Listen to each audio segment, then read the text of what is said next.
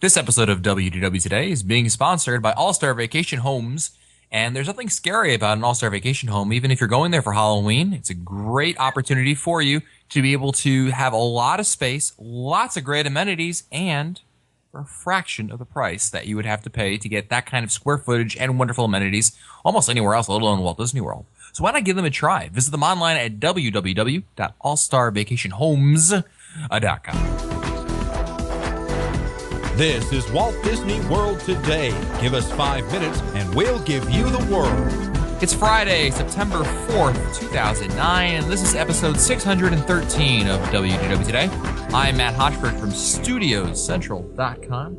Joining me on today's show is Mike Newell of Mouse World Radio. Mike, you were gone for a long time, and I just want to know if all the kumbaya and s'mores and hand-holding and sleeping in sleeping bags, was it all worth it?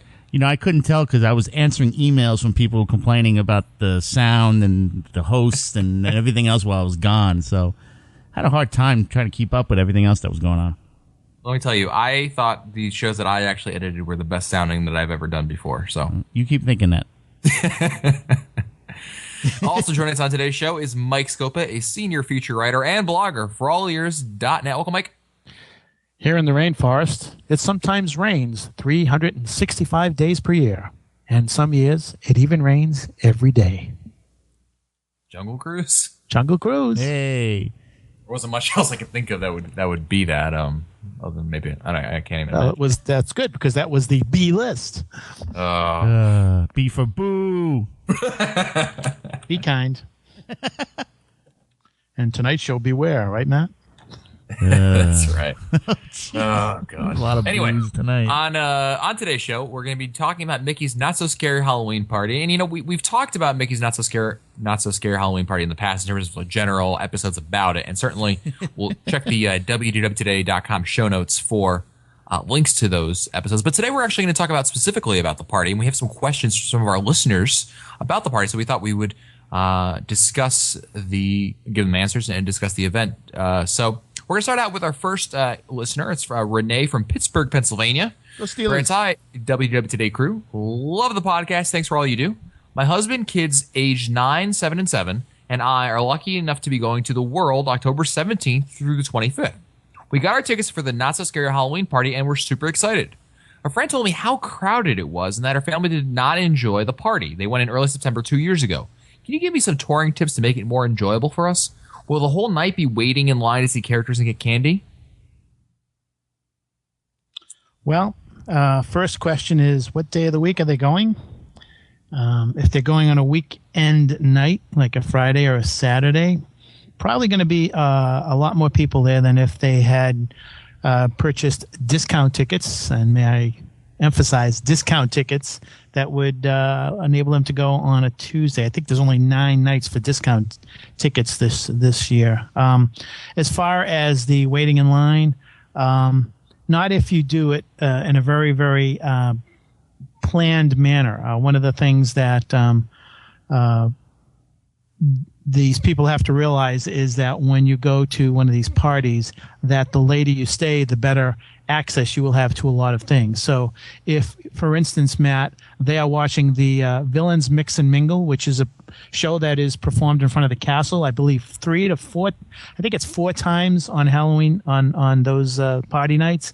Right. What you want to do is you want to concentrate on the the last 2. You don't want to go to the first one. You want to go to the last 2. Same thing how we've said many times on the podcast, if you've got 2 performances of the parade that night, you want to go to the second one. So if you plan it right, and you don't worry about the candy early on, worry about the candy later on during the evening. I've heard this year, I don't know how true it is, but I've heard that one of the things that they will be doing this year is they will be dispensing all of the candy that they have put out for that night at the party. For instance, if they have set aside so much candy for the party, they want to give it all out that night. If they don't, I think they have to throw it away or whatever. They want it to be very fresh this year. I don't know how true that is, but hearing that, I'm thinking that you want to go to the candy give out areas later on. Don't worry about going early on because, again, you're going to have less people there for the party at night, later on in the evening than early on. All the young families will be leaving. Yeah, that's right, Mike. I think one thing I was going to say anyway was that I've always found that when you first get to the party there and you first, inevitably you're going to want to do a candy stop or two because they're there and it's like, ooh, let's go get candy. And I know that when the night first starts off, I swear there's been one time where I literally got 2 pieces of candy, like 1 and 2, like here you go. And I was like, are you kidding me? And then because later on at night, as the night progresses, I know towards the end, I mean, they just dump candy in your lap. Yes. I mean, there's just candy everywhere. So I don't understand it. I don't know why they ration it quite so early. Anyways, that's reason enough not to go in the beginning of the party for candy. Save it for the end. I mean, the lines will get shorter, like you said, Mike. So I totally agree with everything you said. Now here's something, Mike, I don't know the answer to. I thought maybe you might know. Renee wants to know. My friend said to go to find Cinderella's carriage first. It gets the longest line. Cinderella's Carriage first. I don't remember there being a Cinderella's Carriage meet per se. I'm not aware of one. Last year, I'm looking at last year's Yeah, that's what I'm looking at stuff, and I don't believe I see anything about Cinderella's Carriage. Yeah, they obviously have the trick or treat. They have characters out for meet and greets. I know, like the Winnie the Pooh characters meet, and they're all dressed in their different costumes that they're dressed up as. And I don't recall there being.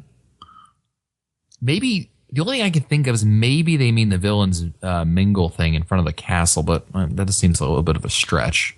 Yeah, I don't remember any time at all. I don't think they would allow guests close up to Cinderella's carriage. So maybe I don't know. maybe we can get some more information so that we could answer the question. Yeah. Well, anyway, good luck, Renee. Hopefully you have a good time over there.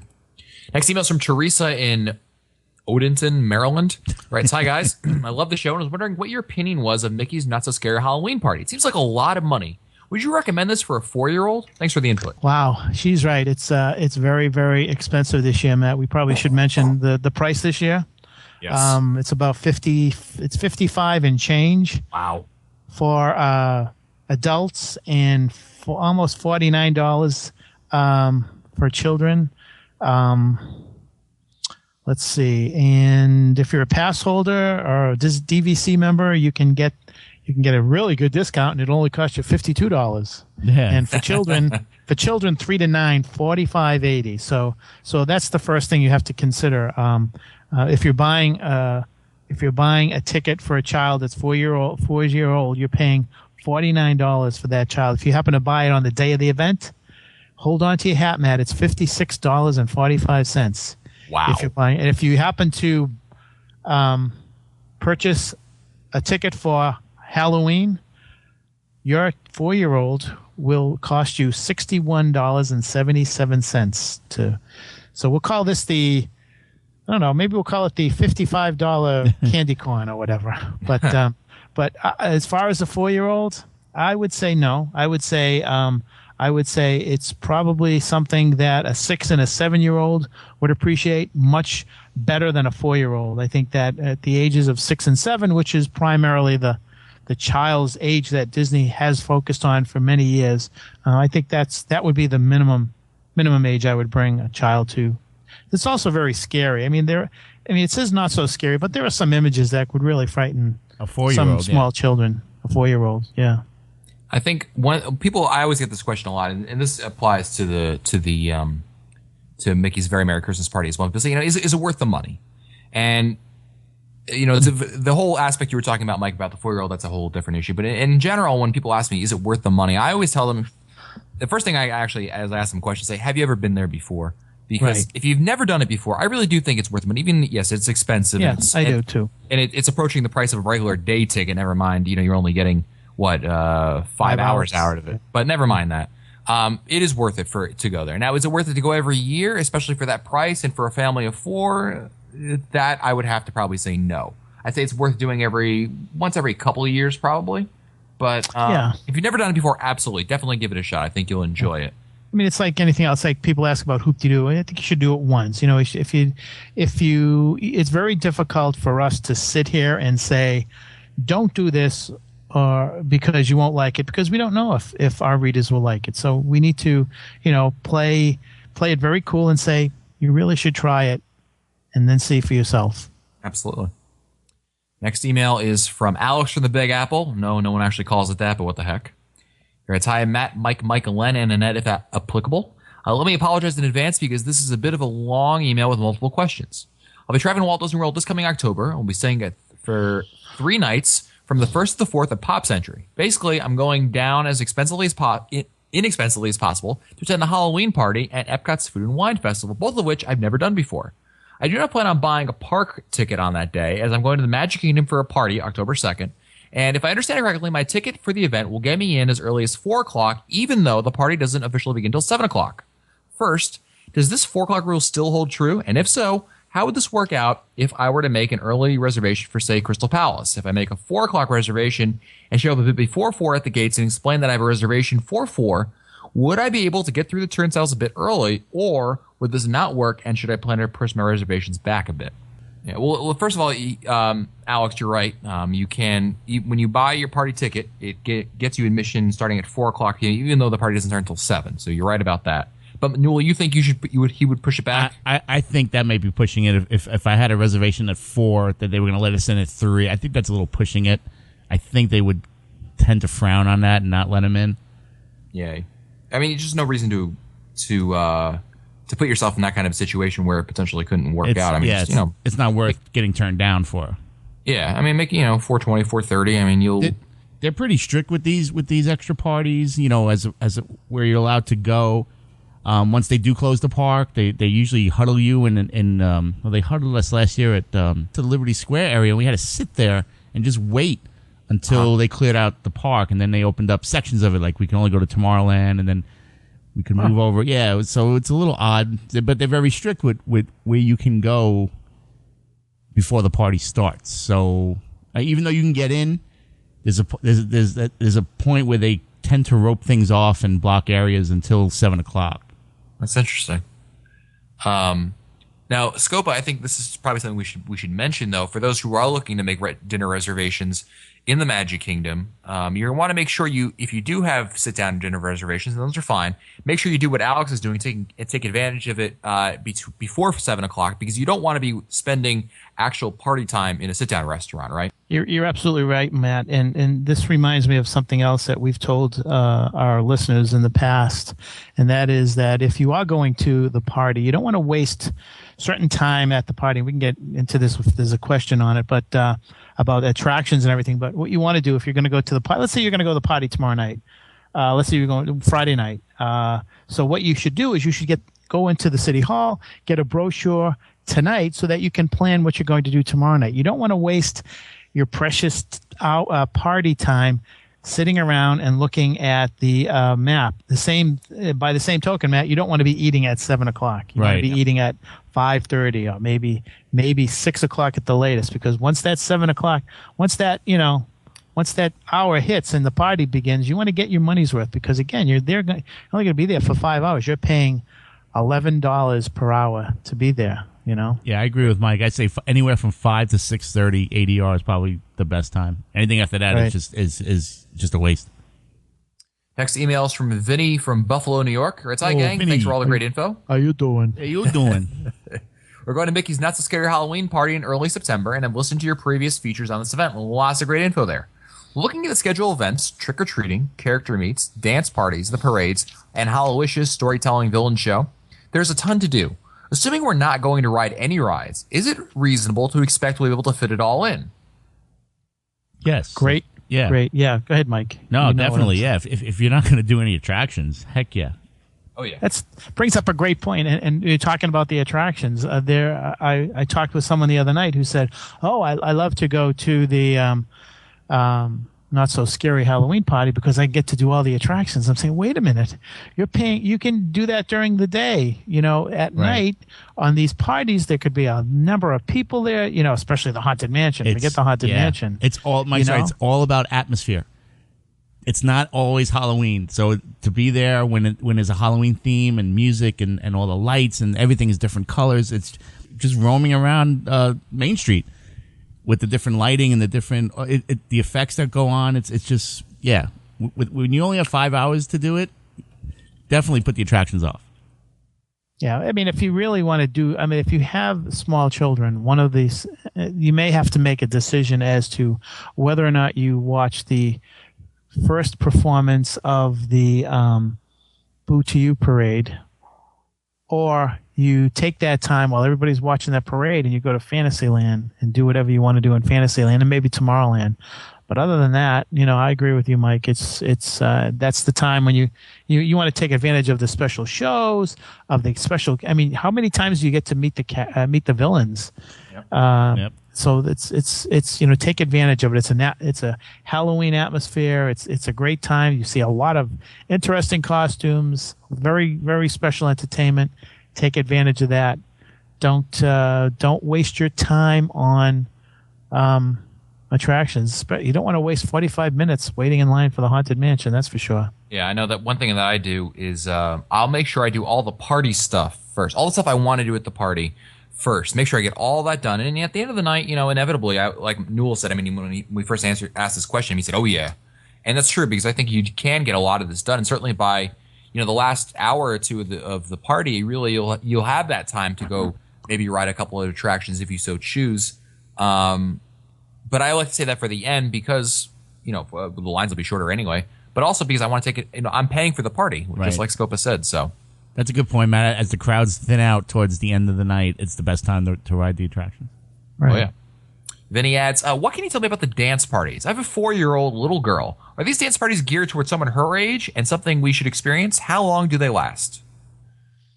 They're basically, I don't know about you guys. I mean, the dance parties are areas in the park where they have music playing, Yeah, like a and disc occasionally jockey. some characters come out to dance. And otherwise, it's just kind of this like free-form dance floor that they have. It's not. Yeah, it's nothing. Yeah, in Tomorrowland they had the one with the disc jockey. Maybe they had a DJ there. Yep.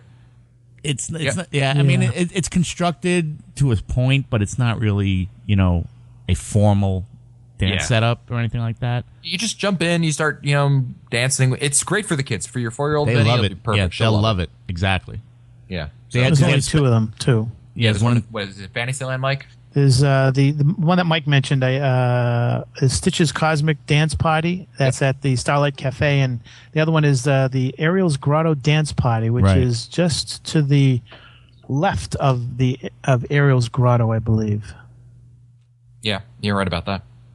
Vinny adds, I'm trying to prioritize the must-dos, and honestly, everything seems awesome. The storytelling of the dance parties are the things I'm most on the fence about. Any advice would be appreciated. We'll talk about the dance parties. I think, Vinny, for your 4-year-old, it'd be great. I think for anyone who's got kids that are under the age of like 9 or so, I think the kind where they don't mind dancing in public with strangers. I think they'll enjoy it. So certainly, if you got the young children, it's perfect for them. It's a great place for them to burn off some steam and relax. The story. What do you think? What do you think about the storytelling, Mike? The storytelling is very good, especially there is I forget the name of this character, but there's a character near, I bet you Mike can remember this. There's a character near Liberty Square who is dressed up like a ghost, and he tells a story. It's really, really cool. That's one area that I know of. I don't know of any other areas, but there is this one cast member who is dressed like a ghost, and he just captivates people right around Liberty Square, right outside the Hall of Presidents, and he's usually there right before the parades. Cool. And don't forget the Headless Horseman. Yes. Oh, yes. Yeah, you definitely want to. And Mike, it's funny, good thing you brought that up. What Newell's referring to is, of course, in the parade, but you got to be there well before the parade starts because it's right there. So you don't want to be like, oh, we'll catch the parade as it's going by, kind of thing. You want to stake out a spot for this one certainly, and make sure you get it because it's a really cool. And it's really quick. thing. Yeah, very quick. Also, we got one last question, kind of about not so scary, Mike. Last question. From Matt from Vernon Hills, Illinois. Where it's heading out to Walt Disney World October 12th through the 17th. We want to dine one night at the California Grill and see Wishes, but I'm having trouble figuring out what day and time I should ask for when I make my ADR. Not only do I not know what time or day Wishes goes off that week, but I have to contend with Mickey's Not So Scary Halloween Party, and if Wishes will even be on those nights. Any advice you can give me on this? Do we have the date? October 12th to the 17th, so he doesn't He didn't say which days specifically he's looking for. But on days where he's got Not So Scary, I mean, there's just going to be hollow wishes going on, not regular wishes, right? Right. October 12th is a Hallow Wishes night. The 17th is not a Hallow Wishes night. I believe that the thing to do. Oh man, I think what he would need to do is find someone who's going to a party like this month, and try to find a brochure that has the times for the fireworks. I believe that the thing that people need to know is that the fireworks on a regular evening is usually 9 o'clock or 10 o'clock. But for a party night, the fireworks could be at like a 9:15 or a 9:30. So that's number one that he has to find out. As far as October, I'm guessing that the California Grill may already be filled with the ADRs for those 2 evenings. I'm sure that there are people well in advance who've already made those reservations. If I were going to make a reservation, I would make them for probably sometime around between 8:30 and 9 o'clock. If I really had to make a guess, I would say between 8:30 and 9 o'clock. Cool. Matt, just one last tip. The DVC and the pass holder discounts are only available on selected nights. They're not available every night the party exists, so you want to check that out beforehand. Good point. And there are only 9 discount nights this year, and of those 9, 7 are in September, and only 2 are in October. How about that? And it's early October. It's not even near Halloween. So if you're looking to go near Halloween, and are you looking at the date of event pricing on Halloween day? The day of event price on Halloween is $68.16 for adults, $61.77 for children on Halloween. But that includes tax, so at least we know that. Oh, you're right. And how much is a 1 day pass? 70 to less than about $10 more. Yeah, I got my tickets for Halloween. I'm all set. So cool. Very good. Well, that's it for us today. Don't forget that this episode of WDW Today is being sponsored by All-Star Vacation Homes. And you know what the scary thing is? You can probably get an All-Star Vacation Home on some nights for about the price for one night for the price of a Mickey's Not So Scary Halloween Party. Yeah, you're not kidding. It's the prices are getting up there, but you know what? Unlike the party, a typical stay in an All-Star Vacation Home is rather inexpensive, really, when you consider all the wonderful amenities that you get, how many people you can stick over there. It's great bang for your buck. So why not give them a try? Visit them online at www.allstarvacationhomes.com. .com. If you want to find our older episodes, read our show notes, or send us your comments, visit the WDW Today website at wdwtoday.com. For Len Testa, Mike Scopa, and Mike Newell, I'm Matt Hochberg. We'll see you on the next show. Stupid Judy, stupid energy. This has been a production of Mouse World Radio.